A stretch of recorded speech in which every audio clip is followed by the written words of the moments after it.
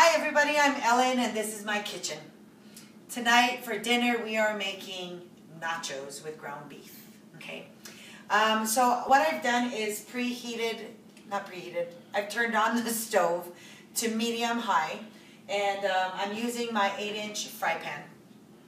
And then what I'll do is open the ground beef right here.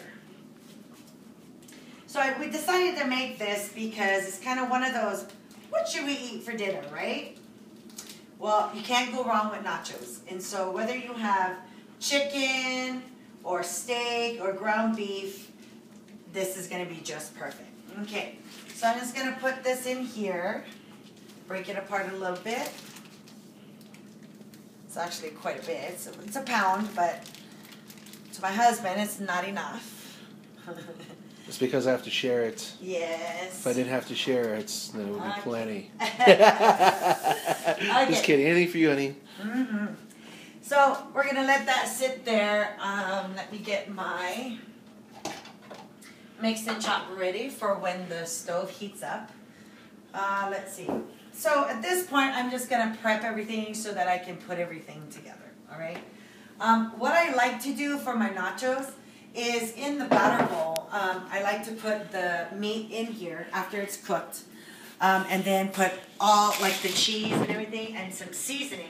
Tonight's seasoning, I'm going to use the chili lime rub. So good, so wonderful. I like our pantry seasonings. One, it's gluten-free, and two, there's no additives, no preservatives in there. Okay, so it's really, really awesome. So let's start prepping. This to the side.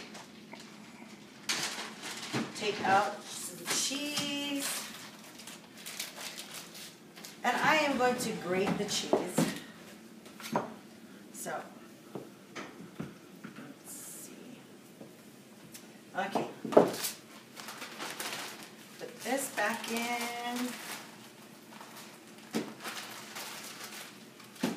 And I always encourage people to buy blocks of cheese instead of pre-grated cheese. And the reason for that is if you buy already grated cheese, it tends to go bad really fast, okay? And so if you actually grate your own, you actually can do a whole lot with that. One, it lasts a lot longer, and you do get more if you grate your own cheese, okay?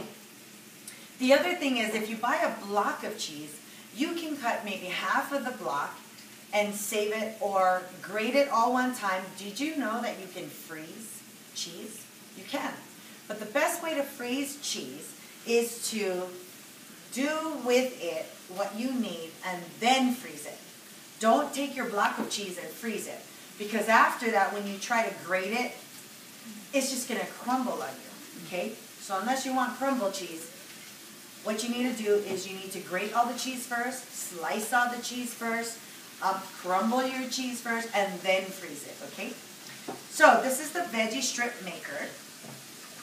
And all I do is I run the cheese back and forth, up and down, just like this, okay? And it's such an easy, quick way to grate your cheese, so it's no big deal. Now we do have other forms of graters. This is just one of them. If you are doing batch cheese grating, then I would suggest our food prep grater. Okay, so that's a much bigger tool, and you can just grate a ton of it at one time. But this is for a simple job, and this takes care of what I need to do. Plus, too, you can use this tool to strip zucchini or squash, potatoes, carrots, anything like that. And what it'll do is it'll give you long strips. And it's perfect for stir fries. So, okay. So there's one block, one little tiny block. I'm just going to do the other one as well. I can hear the ground beef sizzling in the back. That's my oven preheating, because right after I put this together, I'm going to put all the nachos in the oven and let the cheese melt all over it. It's going to be so good. Okay, almost done. When you grate this, please be careful.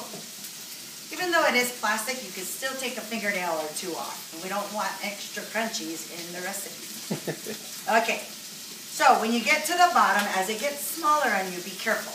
This is where I'm talking about, okay? Go slow, and if you don't care, just go ahead and run it to the bottom like this, or just eat it, okay? All right. So this is it. Ta-da! It is dishwasher safe. Let me put all the cheese back on my board. Okay. Put this to the side. Let me stir up the ground beef. This is our mix and chop, guys. Okay, mix and chop. Don't need to be on so high. What you're doing is you're breaking apart the ground beef. Okay, an excellent tool, especially if you're using it for Italian sausage, because they usually clump up. But when you take the mix and chop to it, it breaks it apart. Whoops. Good thing you weren't standing there, huh? Okay. All right, as I get most of this broken apart, there we go. Kind of let that sit for a little bit as it continues to cook. Let me get my spoon rest from here.